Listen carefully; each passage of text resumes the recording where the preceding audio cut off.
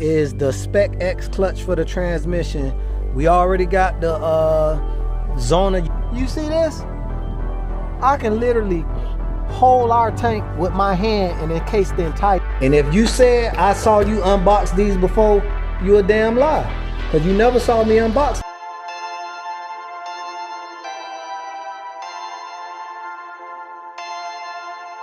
Perfect.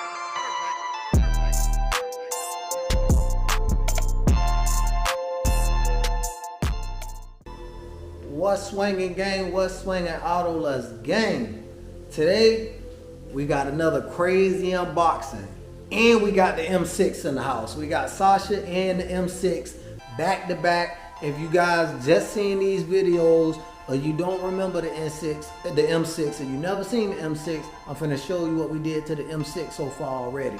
But on the last video, I unboxed one of the most crucial elements to Sasha's build, period, which is the Interchiller, to get my IATs down to sub-zero temperatures.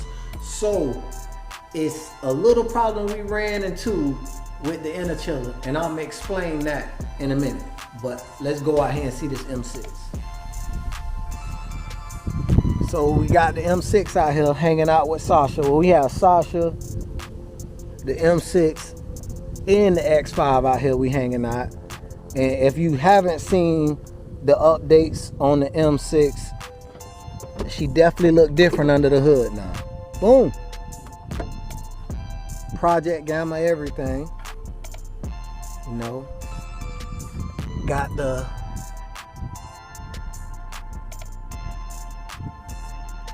intakes in the grill. So the M6 and Sasha got the intakes in the grill. I'm gonna let you see Sasha intakes in the grill. See, she got hers in the grill as well. So, you know, everything in the grill. We got everything in the grill, gang. So this M6 has a fully built engine.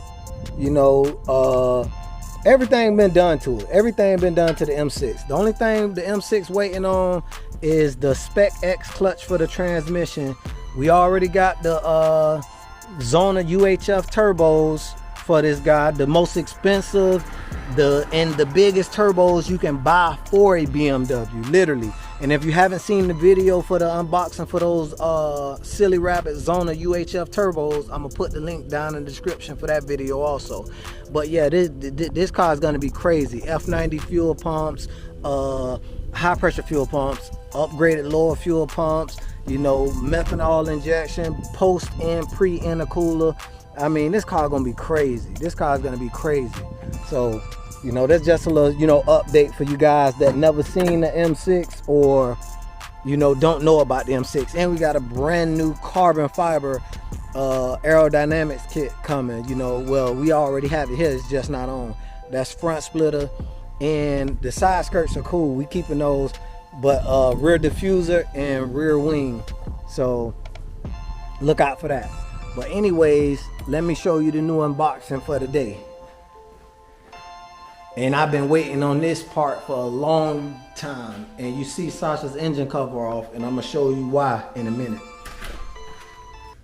Okay, so right here we have the Interchiller. I did the unboxing on this last video. If you didn't see that video, the link for this Interchiller is gonna be down in the description for you to see the unboxing of this Interchiller. And this is a BMW or any car with an air to water intercooler game changer.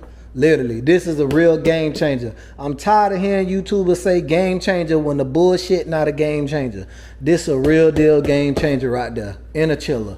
Well, forced induction Interchiller. I can't speak for anybody else chiller, but forced induction the way to go. But this what we've been waiting on, gang. And if you said I saw you unbox these before, you a damn lie.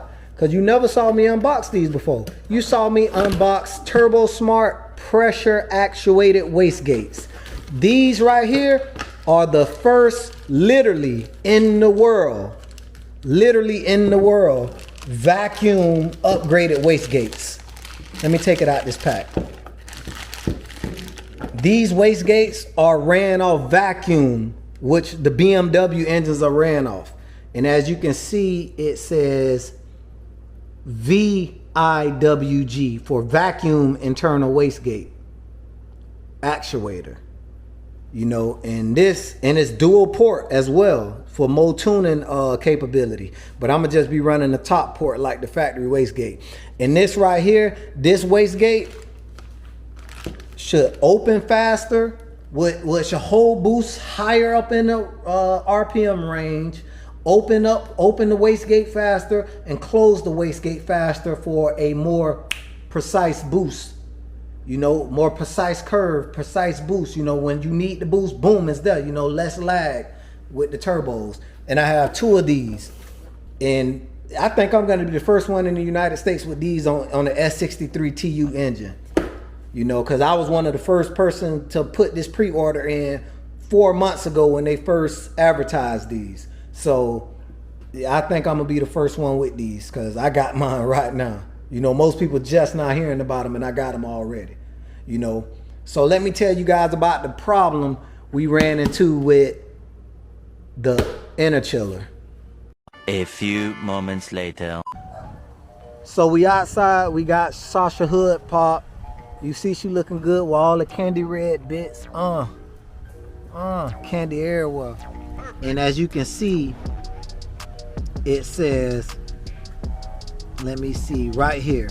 The chiller's job is to make a tank of fluid freezing cold. Did y'all hear that? Now look what it says under that. The tank of fluid's job is to provide enough fluid volume so that your entire time spent at wide open throttle, you are supplied with constant negative 15 to 32 degrees Fahrenheit fluid temperatures going through these intercoolers. Now, back to the first thing it said. The chiller's job is to make a tank fluid freezing cold. You see this? I can literally hold our tank with my hand and encase the entire tank. This tank doesn't have enough reserve fluid to make these intercoolers cold enough. Now, if I'm just sitting here idling and not raising my IATs, yeah, I can get very low cooling temperatures. But this tank doesn't hold enough fluid. And it right here says an example, which is pretty accurate example. It says you would install a 5 to 10 liter reservoir, buying you fluid volume so you're able to supply that wide open throttle. Because once you go wide open throttle, those IATs are going to want to heat up. Because these temperatures out of this turbo is going to get extremely hot. You know, so when that air charge passes through this intercooler, it's going to heat that fluid up, whether it's going through an interchiller or not. You know, so what I want to do is I found a aftermarket tank that will fit right in this spot. I mean, it's perfect for this spot right here. Thanks to Tony. I'm gonna put Tony IG up. Well, Tony don't have an IG. At least I don't have his IG. But Tony, you know who I'm talking to. I'm gonna put this the tank me and Tony both found up so you can see the tank that we're gonna use for the intercoolers. And I'm thinking about deleting these 2 return lines and just using this thick line here to go inside the new reservoir, and then another line around that same size as a return on the top.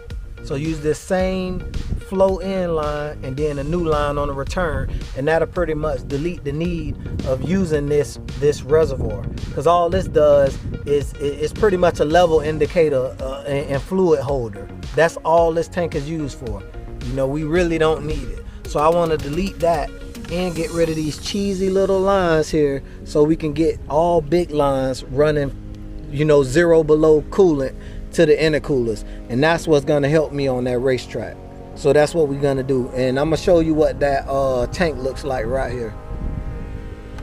And that's the tank we're going to use to get those intercooler temps the way we need to the temperatures we need them to get to. But you also have to delete the heat exchangers, you know, because once the coolant goes through those the interchiller, you don't want it passing back through these air to water intercoolers here, because there's no way it's going to get cold as the chiller. the interchiller, and this is one of them right here. This isn't a condenser. This is one of the cooling radiators for the intercoolers, and the other one is directly down at the bottom. If you see, hold on, let me get it to focus. Yeah, directly there. If you see that hose right here and the other hose right there, those are the hoses to that little cooler. So both of these coolers work together to cool down the charge for the intercooler. So I'm going to be deleting both of those, and my interchiller is going to go about right here, pretty much right behind that bar. You know, so I'm taking a little bit of weight off the car and adding a little bit of weight on there. So that's the plan, gang. So y'all see what we working with? Every time we get this close to getting back on the track, something else happened. But we pretty much got all the parts. I'm ordering that little tank today. But I'm gonna talk to F5 interchillers first to see if that'll be good for my drag racing pass.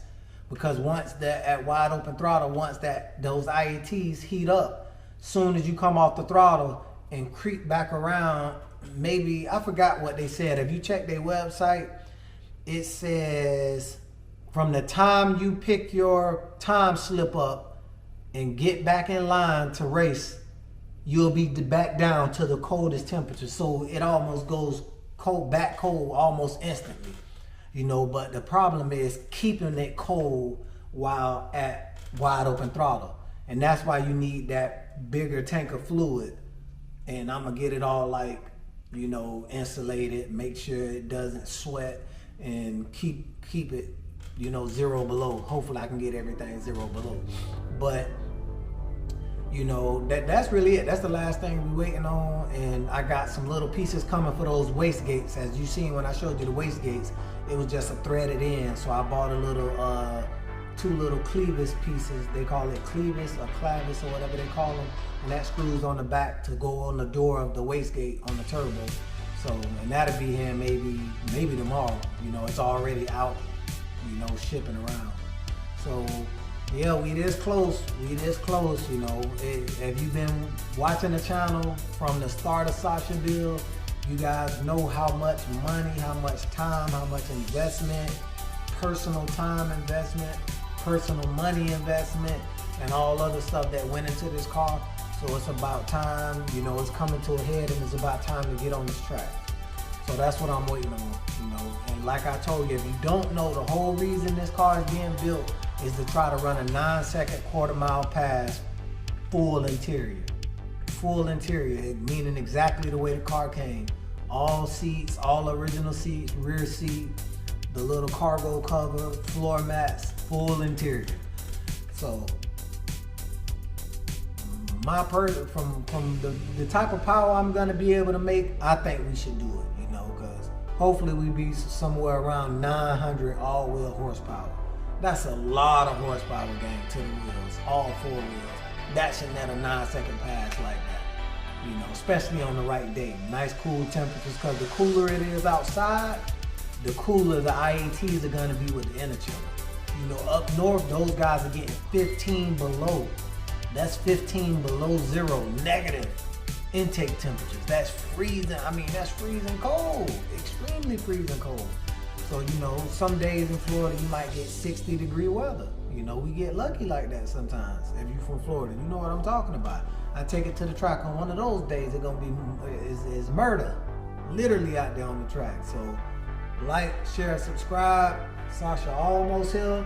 The M6 almost here. Then we can start back on Yuri, the X5. I want Yuri to be the same power Sasha is now, but with the straight 6 single turbo. Auto lust out.